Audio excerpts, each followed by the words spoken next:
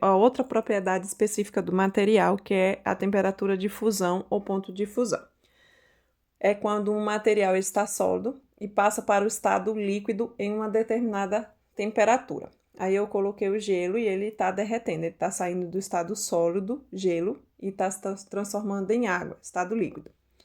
O ponto de fusão da água é 0 graus, ou seja, esse gelo ele estava lá no congelador a mais ou menos, digamos, menos 20 graus Celsius.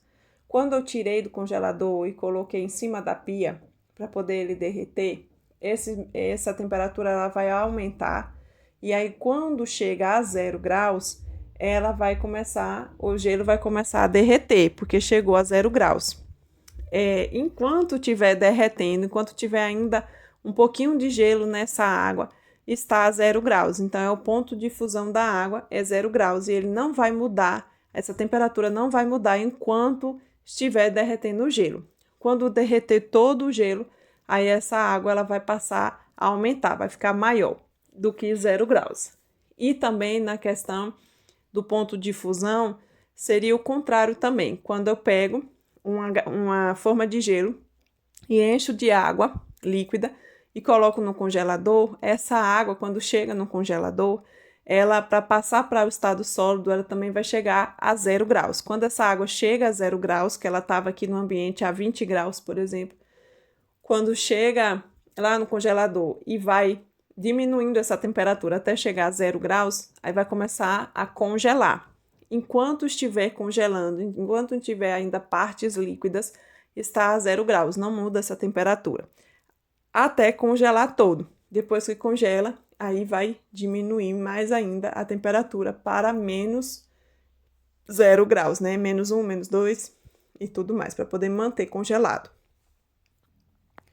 O outro outra característica específica do material é o ponto de ebulição, a temperatura de ebulição.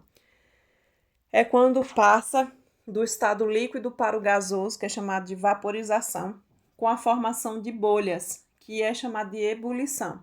Ela pode variar de acordo com a substância. A vaporização, né, que é esse estado, essa mudança do estado líquido para o gasoso, existem 3 formas de vaporização, né? A evaporação, que é quando vai passar para o estado gasoso de forma lenta. A ebulição, que é quando forma bolhas, como está mostrando aí nessa panela, essa água fervendo. E a calefação, que é quando passa do estado líquido para o sólido de forma muito rápida. Esse ponto de ebulição, quando fala da ebulição, vai ser quando essa água ela vai criar bolhas, quando ela vai ferver. Então, digamos que você vai fazer um macarrão. Você pega, coloca a água no fogo e aí essa água ela vai começar a borbulhar. Quando começa a borbulhar é quando a água chega a 100 graus Celsius.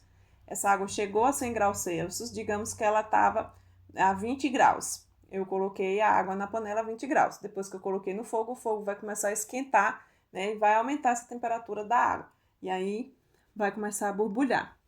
Quando começa a borbulhar, que chegou a 100 graus, né? Geralmente demora uns 5 minutos para chegar a esses 100 graus e começar a borbulhar, ela vai evaporar, vai sair do estado líquido para o gasoso, a 100 graus. Enquanto tiver água dentro dessa panela, a temperatura está a 100 graus. O ponto de ebulição não muda, fica a 100 graus.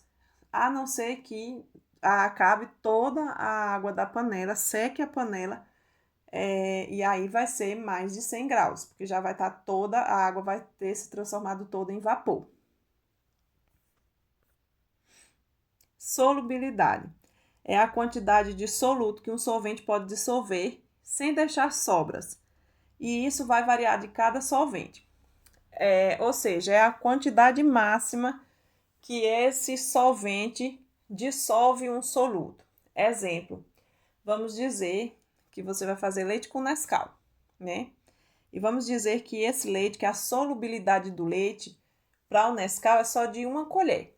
Eu vou colocar 1 colher de Nescau nesse leite e vai dissolver sem sobrar nada embaixo, sem ficar depósito, sem ficar aquela crostinha preta embaixo, marrom embaixo.